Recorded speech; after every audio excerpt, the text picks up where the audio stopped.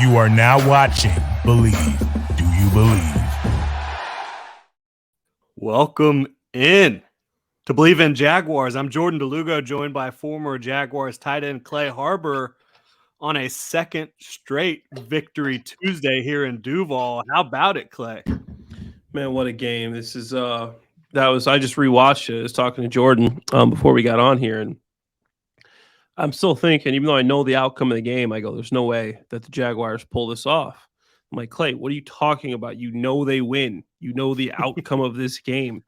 But I mean, what a performance by our main man, Trevor Lawrence. I mean, this guy is proving that he's an elite quarterback. And right now he's playing like a top 5 quarterback. And I know we'll get into that later and see where we rank him. But unbelievable performance. I'm excited.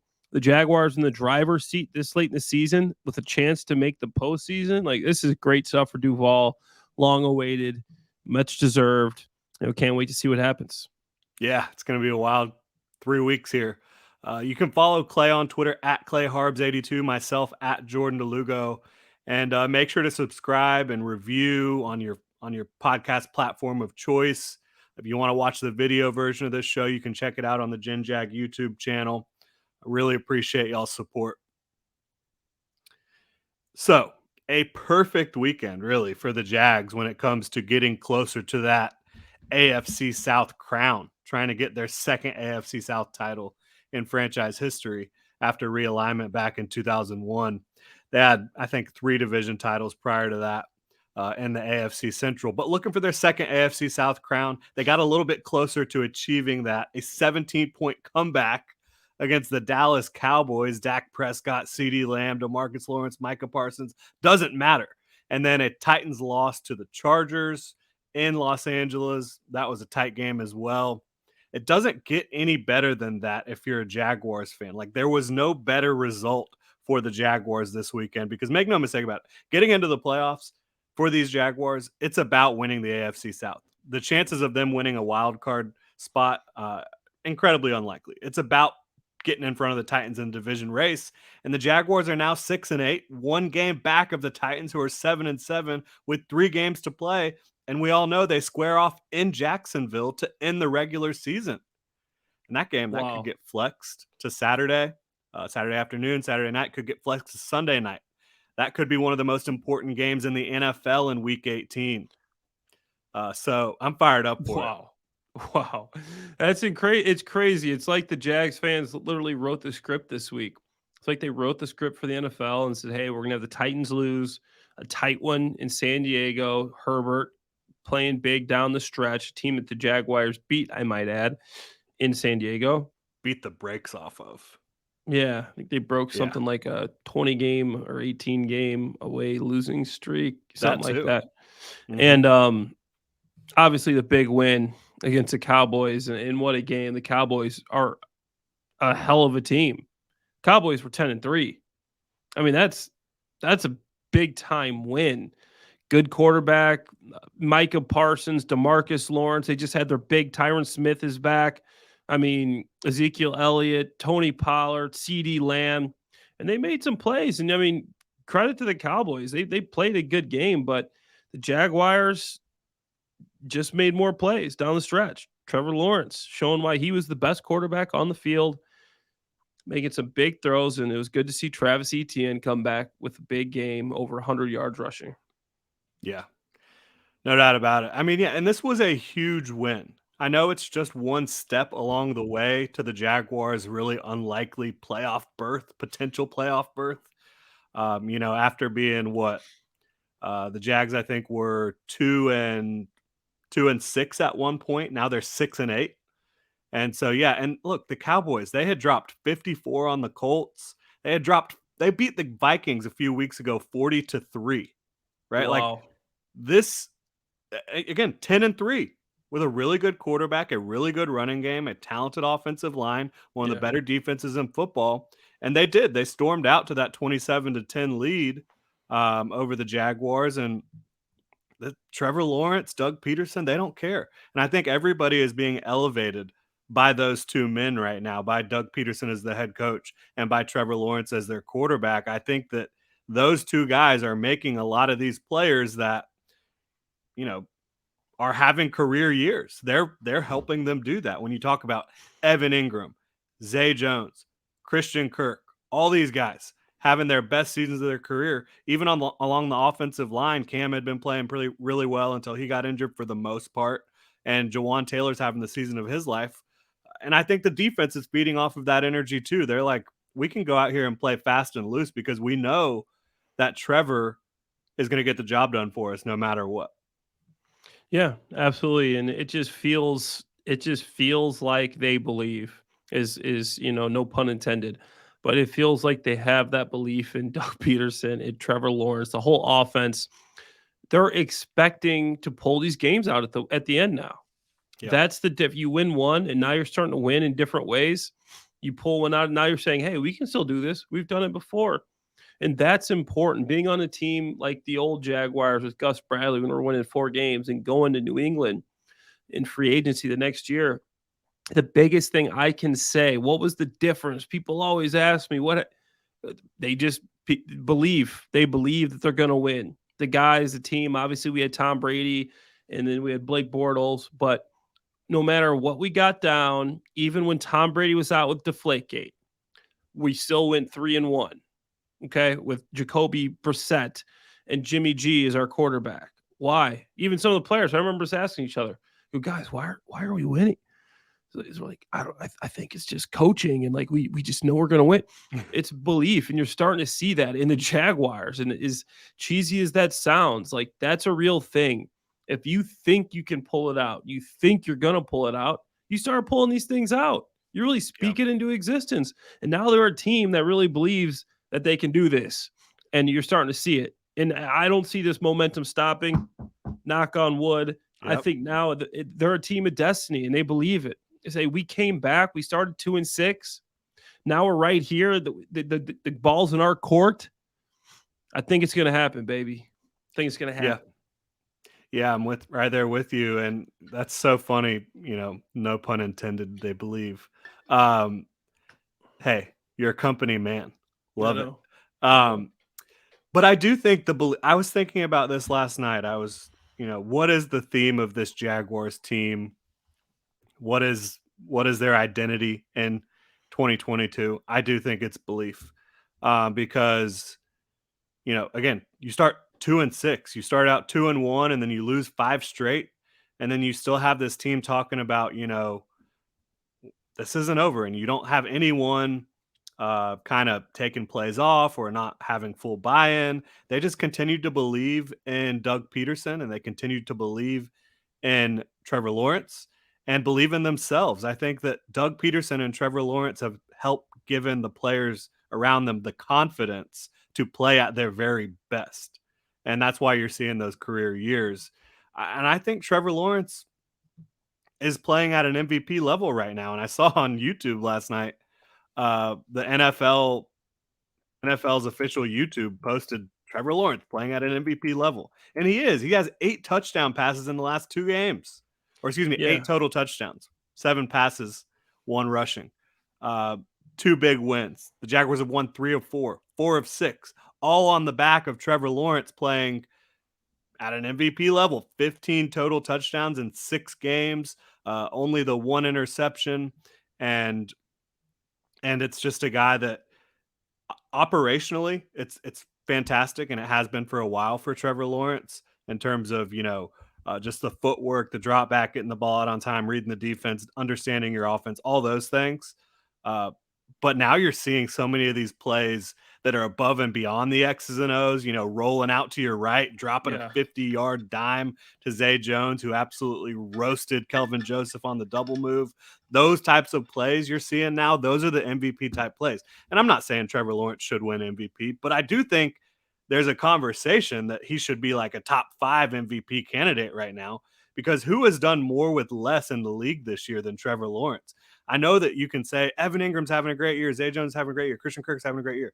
Yeah, but if you stacked that group of receivers up against any other group of receivers in the league, they're probably in the bottom half, right? Even with how they're playing right now.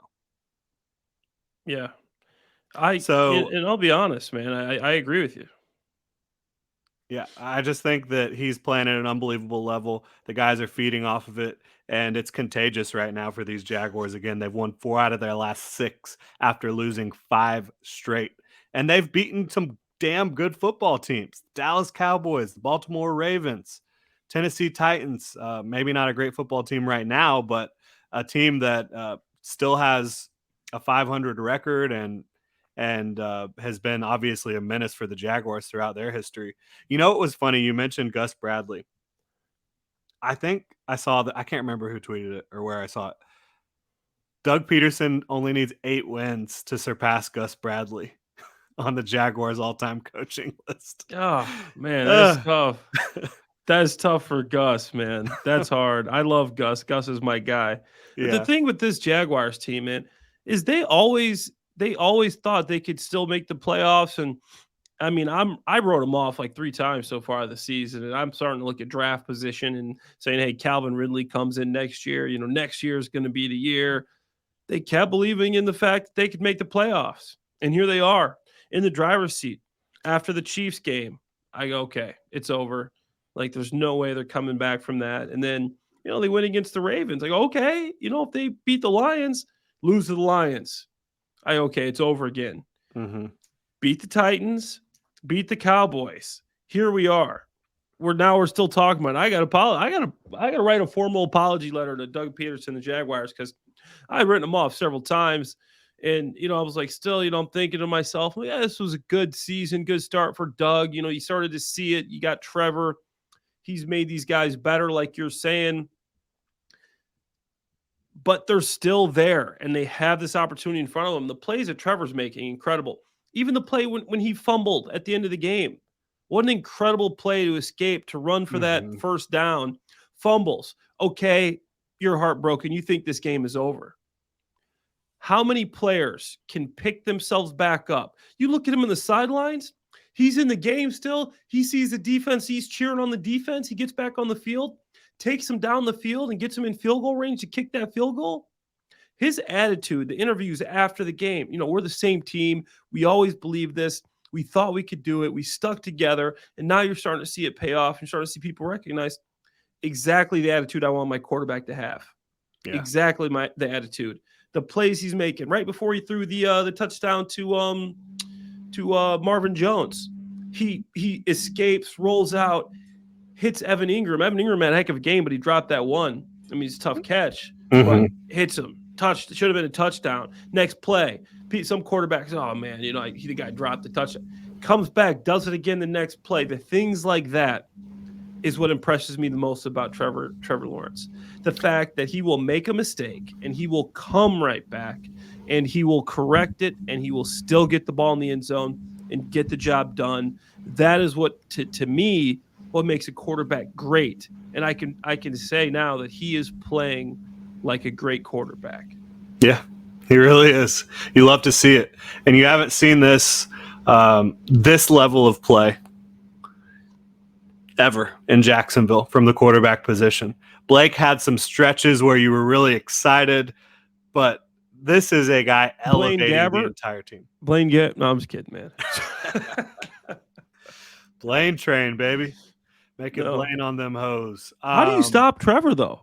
So I was looking at some stats. I know you're a stats guy, and so first off, is his first pick in 204 passes, the second longest streak in Jaguars history. That's pretty incredible. But on third down, he went 6 for 6 with 2 touchdowns. Under pressure, 6 for 9 for 44 yards. And it gets the blitz, 6 for 6 with 70 yards and a touchdown. You can't blitz this guy. When you pressure him, he's getting the ball out and he's hitting it. He went 6 for 6 against the blitz. That's incredible. Awesome. That's incredible. You can't blitz this guy. How are you going to stop him? You can't blitz him. You just got to hope. You got to sit back. You got to play coverage. And you got to hope that the guy makes a mistake. That's how when you can't blitz a guy and there's no actual book on, okay, we just need to blitz him, get him under pressure, and he crumbles. That's another reason why Trevor's great. Yeah, and there's no book for a coverage to play on him either right now. he and Patrick Mahomes are the only two players in the league with a positive EPA against every single different type of coverage you can run. Yeah. He's He 23 doesn't have years a old. weakness right now. And a lot of that has to do with his own skill set, his own work ethic, his own belief. But a lot of it has to do with Doug. You said, how do you stop Trevor? I would say remove Doug from the equation and maybe you have an opportunity. But Doug is operating on such a high level as a play caller right now. I thought that him versus what a game. Dan Campbell was going to be really good chess match. No, Doug had him, just reeling the entire game in terms of the way he was calling plays. And I did want to bring up, a lot of people on the interception were critical of Trevor for not seeing Evan Ingram. Evan Ingram did get open on that play. Yeah. And they said that Trevor just made a bad read. I didn't think that. I thought that Christian Kirk needed to bend in and stop. And it was just a miscommunication by the two of them. And yeah, I saw Nate Tice, who does a great job on the Athletic Football Show. He also believed that in that situation, Christian Kirk needed to just hit the brakes and Trevor was going to hit him there. But miscommunication, no big deal. One interception in the last 6 games. I just wanted to say. He came back right afterwards, slinging it, and wins the game. Yeah. That's the crazy thing. Yeah. A lot of quarterbacks, that happens, they're gun shy now. You see Dak threw one. Guess what? He comes back. Obviously, it wasn't his fault at the end of the game there, but he throws another, loses the game. Yeah. And those were, well, the second one was not his fault. Dak Prescott. No, that was, he had the ball. Noah Brown had 2 touchdowns. Actually, Noah Brown had 3 touchdowns. Thanks, Noah Brown. You gave us one of them. So, we could put that on his stats too, right? What can Brown do for you? Yeah. But the first one was an inexplicable throw by Dak. I don't know what he was thinking there. He's under pressure, rolling right. He's about to get hit. He tries to deliver. That's a throw that Trevor Lawrence can make. Yeah. Is that a throw that Dak can make? Not right now, it looks like anyways. But I also, we can say a lot of things about this Jaguars defense. They struggle in coverage, wherever Darius Williams and Tyson Campbell are not. Yeah. You want to target that other corner. Yeah. You want to target the linebacker spot, not Foye Oluokun, but whoever's playing next to him. You can talk about all that stuff, but this is a defense that forces turnovers. They stood up big, after Trevor Lawrence had that fumble. The Cowboys only held the ball for 13 seconds and the Jags got the ball back. And, who knows what Mike McCarthy's thinking with his play calling and all that, his decision. That deep pass on 3rd down. I was like, okay, thanks. Yeah. But the Jags defense, they deserve some credit here, right? I know 34 points is ugly. And really 22 points against the Titans the week before. That was not a great performance. And then 40 points against the Lions. But they keep fighting and keep scrapping and keep coming back after it, even though they're not that great. They are, I believe, tied for 6th in the NFL in turnovers forced. I think tied for 5th in turnover differential. So you can talk about long-term, what you need to do to this defense and the different personnel decisions that need to be made. But right now, they're not great, but they are at least opportunistic. And that can do some things for you when you have a quarterback and a head coach like Doug Peterson. Yeah. Yeah. The defense, like you said, man, when I'm watching it, like I said, I just rewatched the game. It's up and down because obviously you don't want your defense to give up 34 points. But they made some big plays in some key situations to get off the field and give the Jags the ball back. So, overall, obviously, you need more. You want to be better. You want to hold them in that, 22 or something point range there. But they're winning the turnover battle. And if you win the turnover battle more often than not, you're actually going to win the game. So as long as we're doing that well, then I think that's something you can do. And then the fact that they won the game. That's a huge play by Rayshawn Jenkins to end the game. What a game he had. You just a 20-game NFC losing streak. Like, That's tough, man. That's how you know this is a different Jags team. And obviously, the fact that they're in it right now. But if you needed more of a reason, that's pretty crazy. A 20-game NFC losing streak, Yeah. and I'd I like was to at see that them getting last some game pressure. Yeah. Oh, the in New last one they York. won. Yeah. Oh man, I hope it wasn't It was back when in New I was York against playing. the Giants. It was Yeah. 2018. It was good to see him. They got a little bit of pressure. I don't know the number on the sacks. I know Arden Key got one.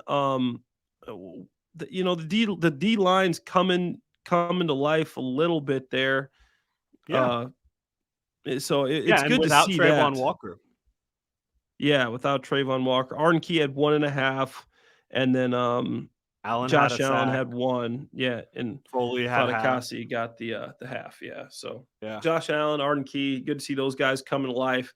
You get them boys going on the D line, and I mean that's gonna be tough for offenses to stop. And Smoot the played deal really with well Trevor? too. He deserves Smoot credit. played really well. Yeah, couple big run stops at the end there.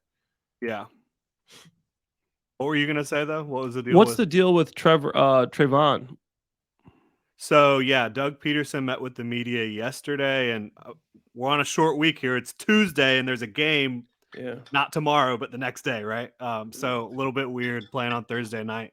yeah. But Doug Peterson said that Trayvon Walker is day to day with an ankle, and Foley Fatukasi is also day to day with an ankle. He said he's optimistic though that these two guys could go. So that would obviously be huge for the Jaguars defensive line to have those two players available in this game.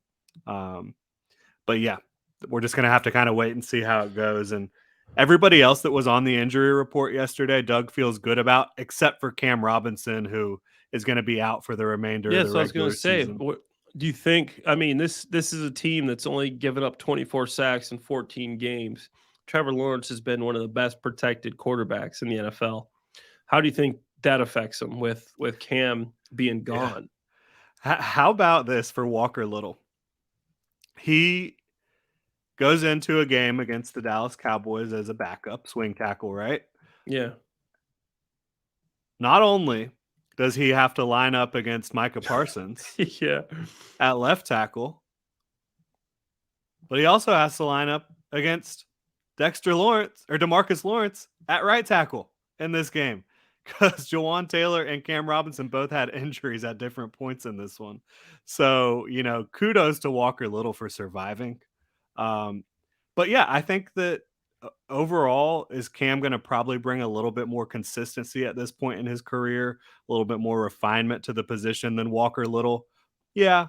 But do I think Walker Little can get the job done? I mean, I think he played pretty well against Lawrence and Parsons, all things considered. And you're not going to face a more dynamic pass rush duo than that the rest of the season. This will be big. So this will be big for him too, because Jawan Taylor is a free agent. He's gonna, you're gonna have to pay a little bit this next season for Jawan Taylor. Obviously, he's a guy that a lot of people criticize in the past, but he's held his own this year. Yeah, and he's had a solid year. So now Walker Little gets the opportunity to say, "Hey, I'm selling my rookie deal. You guys have some cap problems. You need to save some money. I can get this job done." So to me, this is a huge opportunity for Walker Little. I remember talking to him in training camp, and I see him over there. He's working on his sets with Man Hurts, and he's a diligent worker, a guy that gets his job done. So, he wants it. It's a big opportunity for him as a player. If I'm him, I'm just studying. I'm licking my chops. This is my chance to show the coaching staff that I'm a guy that they can count on in big time games at the end of the season. This is a huge opportunity for him if he wants to be in the starting lineup. Second round pick. Everybody's saying, "Oh shit, Jawan Taylor, Walker Little."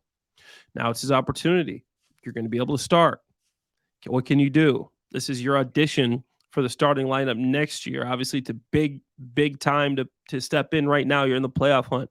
But for him personally, as a player, this is a big part, a big time for his career. I knew when the starter went down, and whenever I got a chance to start, the few games it was, as a number 2 tight end, huge games for me. And that's what helps you stick around. You prove that when the starter goes down and you can step in and it's not that much of a drop off, that's when you have success and you can stay long in this league.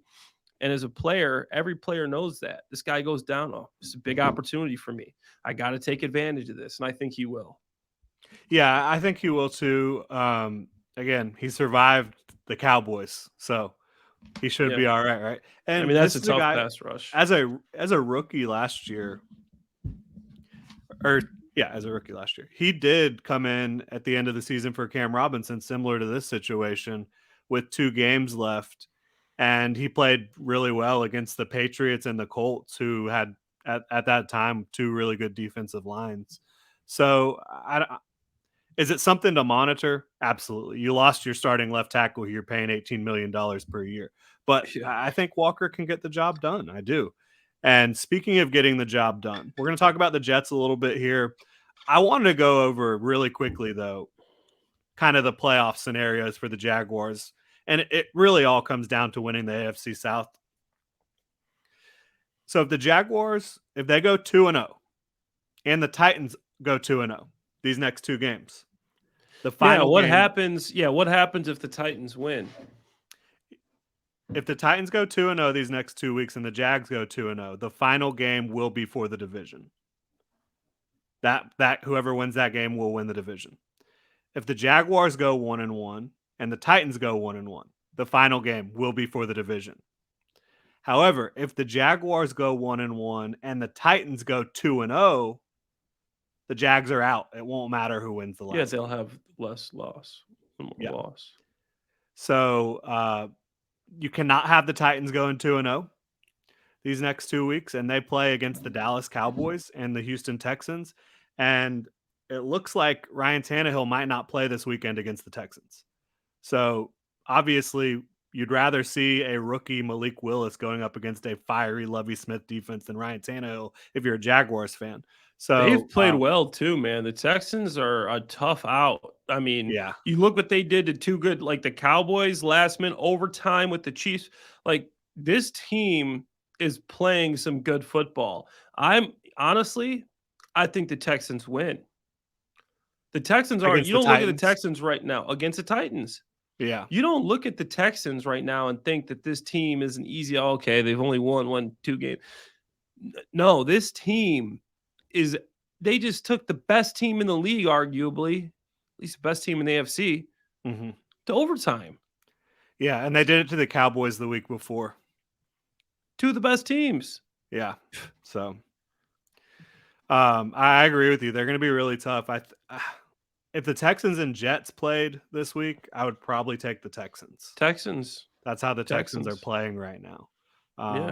But not to overlook the Jets at all. They have a really talented defense of their own and some good offensive playmakers. But to finish out this playoff scenario, even if the Titans go 0-2 over the next 2 games and the Jaguars go 2-0, you still have to beat the Titans to get in, because the tiebreaker, if the Jaguars and the Titans were 1-1 against each other and you don't have the head-to-head tiebreaker, would be the division record. And the Titans already have 3 division wins, while the Jaguars only have 2. That was my question. Yeah. So I was going to ask if they finish with the same record and we go 1-1, so that the Titans would win that. Yeah. Yeah. Well, that makes it simple then. The Jaguars, if they lose to the Texans, they would only have 2 division wins going into the final week. And if they beat the Texans, they would have 3. And depending on what the Titans do, the Titans already have 3. If they lose to the Texans, they remain at 3. But then if they beat the Jaguars, they would get to 4 division wins. So basically, it's going to come down to the Jaguars are going to have to beat the Titans at the end of the season, and they really need to go at least 1-1 here and hope the Titans do not go 2-0, which doesn't feel likely that the Titans will do that at this point. Yeah. But Mike Vrabel, the Titans, they love these spots when everyone considers them down and out. Yeah. So we'll see how it comes out. That's a tough, resilient football team, but that's kind of the playoff scenario for the Jaguars right now. Just wanted to go over that with y'all real quick. So looking at the Jets game, Thursday Night Football, New York, New Jersey, technically. Looks like it's going to be a little chilly, maybe a little rainy, kind of what you expect from New York this time of year. But this is a strong, fast, aggressive defense. Really, really impressive defense. But overall, below average offense. I mean, you have your skill position players that you really like with some of those receivers, but you don't know who's playing quarterback this week. Is it going to be Zach Wilson, who did some nice things, out of structure last week, but still doesn't look like he can operate an offense at a high level just from a operational standpoint, knowing what he's supposed to be doing and executing on a play in, play out basis? Is he going to play? Is it going to be Mike White, who apparently suffered 3 fractured ribs? Wow. Robert Saleh hasn't declared who will start in this game yet for the Jets at quarterback, but Mike White, this is a guy that the Jets players, fans, coaches believe in, the guy that has played pretty well when he's gotten into games this year. So I'd be, if I'm a Jaguars fan, which I am, I'd be wanting Zach Wilson to play in this game. And not only because I think Zach Wilson isn't as good as Mike White right now, but Zach Wilson, he tormented the Jaguars in New York last year. And the Jets kind of beat down Trevor Lawrence and these Jags in New York last year. So I think it's fitting that Trevor might have to go play Zach Wilson. Returns the favor. Who was the number 2 overall pick last year. Trevor's number 1. To continue to exercise these demons of the Jaguars past. You've got the Jets, who, they took Zach Wilson last year, and Zach Wilson's 1-0 against Trevor Lawrence. You've got the Texans, who the Jaguars have not beaten since 2017. And you've got the Titans, who are the Jaguars' all-time nemesis, the most hated team in franchise history. They've ruined a lot of seasons for the Jaguars. So for them to get into the playoffs, it's going to take exercising even more demons than you've already seen this year. They've broken a lot of streaks. They've broken a lot of these long, ugly streaks, like the NFC one, the road game fitting. one, all that stuff. Fitting. Yeah. Yeah. This Jets team's, obviously I cover the Bears for, a couple CBS. I have a podcast over there as well. And we had the Jets. We had the Jets game a couple weeks back, and Mike White looked like Peyton Manning. I mean, he looked unbelievable. He tore us apart, and obviously the Bears defense is not good. But Mike White had a heck of a game. He was getting the ball to Garrett Wilson like crazy, Elijah Moore.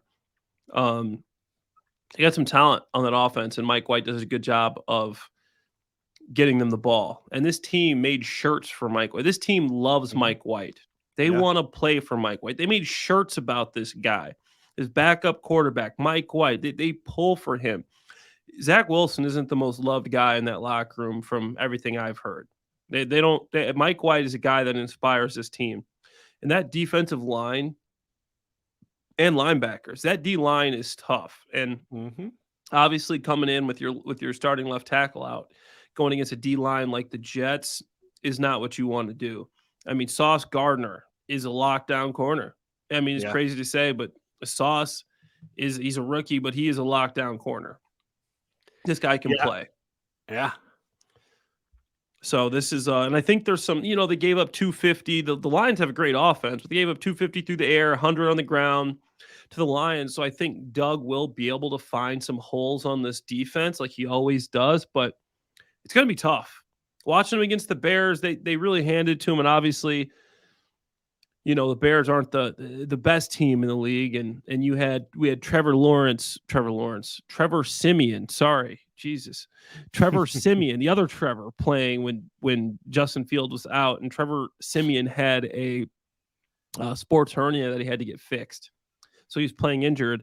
But the Jets really are a good team, solid defense. Offense is much better when Mike White's playing. Myself, I would love to see Zach Wilson playing. Similar reasons as you. I think it's fitting, but also just because I don't think Zach Wilson is as good. And I think he's kind of a distraction when he's out there. And he's going to give you the ball. He's going to throw a pick at some point. He's going to do something dumb. I mean, you can count death taxes and Zach Wilson turning the ball over in a crucial situation.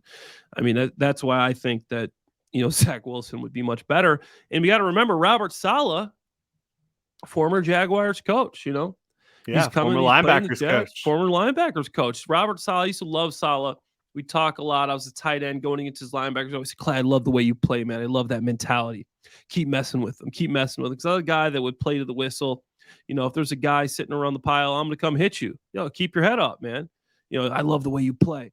And I got a chance to talk to Coach Saleh in the preseason when I was doing some work with the Eagles. I was down in the field. Me and Saleh had a nice little chat. And like, hey, what you think, man? He's like, hey, we got a team this year, man. We got a team this year. And he's a good guy. I wish him the best, but just not on Thursday. Sorry, Coach Saleh. Not this week. Yeah, I'm a big fan of him too. I hope he's able to, get the Jets where he wants to get them and needs to get them for him to stick around long term. Injuries haven't really been on his side this year, but it does look like the Jets might be getting Quinnen Williams back, who, for my money, has been probably the most dominant interior defensive lineman in the league this year, not named Aaron Donald. And he might be playing at that same level as Aaron Donald right now. He's unbelievable. He's a beast. But he missed last week. His brother Quincy was talking about him. He thinks that Quinnen will be back this week, but there's not been any official word. He's still limited in practice. And speaking of Quincy, this is a guy the Jaguars decided was not good enough to play for them. All he does for the Jets is just make freaking plays. He runs all over the field. This is a fast linebacker core. Quan Alexander is one of the best athletes at linebacker in the league, and so is Quincy Williams. So this is a team that can fly downhill, can make a lot of plays, and I think Doug Peterson can use that against them with misdirection, with getting things going. He'll figure it out. Yeah, sideline to sideline, get them going in the wrong direction a little bit, and then take advantage of them. Doug has just done a great job against pretty much every defensive coordinator that he's faced this year. I mean, even against the Lions, it wasn't like the Lions were stopping the Jags. The Jags were stopping themselves with drops and offensive line mistakes and things like that. So I think that the Jags will be able to score against the Jets. Will the Jags defense be able to stop the Jets offense? I think that really is going to come down to, like we said, who's playing quarterback for one, but also how does the offensive line hold up against the Jaguars defensive front? That's been playing a little bit better lately. The Jags defensive front has. Yeah. You've got a lot of injuries on the Jets offensive line. Elijah Vera Tucker's on IR. Max Mitchell's out. Cedric Ogbue's on IR. Dwayne Brown is questionable. He's limited right now. George Fant, questionable. He's limited right now. So I think the Jags, and they gave up a bunch of pressure last week when they played. Who did they lose to last week? When they played the Lions. The Lions, yeah. Yeah. So I think the Jags, I think that on paper, you could roll with the Jags in this one probably. Now, playing on the road has been more difficult for these Jaguars. What do you think about that? Yeah, I mean, that's tough. Playing on the road is always hard, especially in New York. New York Jets have a good fan base. They're going to be there. They're going to be loud. And that's going to it always makes offense hard. And there's a lot of key matchups. How's Christian Kirk going to get open against Sauce Gardner? You got DJ Reed Jr., Michael Carter. They got good cornerbacks as well. Yeah. This whole defense is good. Sauce is the number one graded Pro Football Focus cornerback in the whole league as a rookie. I mean, it's crazy. I mean, this guy is just, he's a stud. He's special. So can they get separation for Trevor to throw the ball? Obviously, these guys get separation. You can get it to them. But I think, like you said, Doug Peterson is going to use the misdirection. I think this could be another big game for Evan Ingram. Use that interior speed. He's turned into such a good weapon. They're going to have to drop. He's made a lot of money this year. They're going to have to drop some serious coin to keep Evan Ingram. But I would keep Ingram over Jawan Taylor, in my opinion, if you had to go down to a couple of the big offensive free agents. I just love what Evan Ingram's turned into. If you get this guy going, you forget that this guy ran a 4.3 something at the combine, jumped 10.5 broad, almost a 40-inch vertical. So he's tough, and I think he's a guy you're going to have to utilize against the Jets. Move the pocket, Trevor's good on the run. Trevor's good anywhere, but move the pocket against his defense, and interior running is hard against Williams, like we said. But I think this is a game that the Jags can win. They just lost. The Jets just lost to the Lions. They played them tough. Lions beat the brakes off the Jags, but I think that's when the Jags wanted back. So I think this is a good opportunity for the Jags to really kind of extend their winning streak here and get a game on the Titans. Yeah, it'll be really, really fascinating contest on Thursday night. Prime time for the Jacksonville Jaguars. Watch it on Amazon Prime. The Jets, they've lost 3 in a row. The Jaguars have won 2 in a row. They've won 3 out of 4. They've won 4 out of 6. It looks like all signs are pointing towards the Jaguars heading in the right direction, the Jets heading in the wrong direction. But look, they've still got a football game to play on Thursday night, and the Jets, they're 7-7. They're fighting for their playoff lives as well. This is going to be a huge game, playoff caliber this means game. Everything to both teams. Yeah. Everything. Yep. So this is going to be fun. I can't wait. I'm going to be a fight. Thursday night football. This is awesome. We might have to do a Friday pod though, man, and really talk about what happens on Thursday. I'm down for it. Yeah.